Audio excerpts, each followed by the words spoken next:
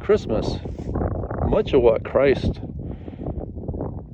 Christ hadn't, going back to the idea of wishing not being really that good of a practice for our everyday lives, I would say wishing is a sinful thing when we take it beyond fiction, or beyond when we know that we're saying it in a way that's not, when we use the word wishing and we're saying it's part of a story or part of an expression of love for somebody, that's okay. But when we start using it as a default mechanism rather than setting goals and planning for action, then what we're doing is harming ourselves. We're tricking the brain. It tricks the brain. It thinks you're going to get something just by wishing for it, or just by saying, I wish for this. And now your brain thinks that you've done the job.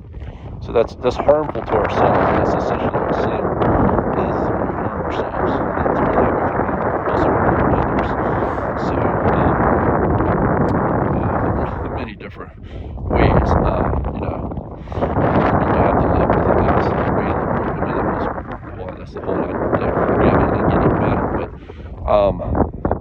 But that's what you got to be careful about that. And so Christ, if he had just wished for mankind to be peaceful with one another and to love one another, we wouldn't be celebrating his birthday. Christ took action. Christ was eventually a martyr, meaning he died on the cross. A martyr is somebody who dies for a cause, so gives up their life for a cause. So Christ, he went all over the Middle East teaching this philosophy of forgiveness. And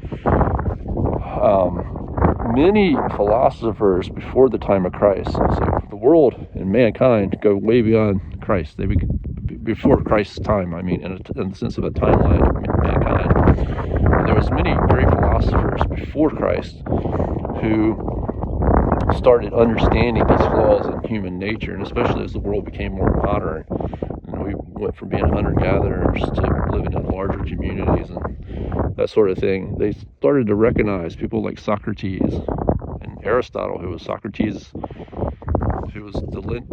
and Plato and Aristotle and Plato, who were part of the lineage of Socrates and Marcus Aurelius and other philosophers and leaders.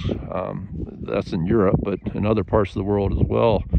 Realized that men had a lot of flaws, and we needed to not be fighting if we wanted to, lift everybody up. And it's taken a long time, and we're still working on it. Humanity is still working on having the most productive and peaceful existence that we can have as humanity, as all of mankind. And Christ was a leader amongst men in that teaching.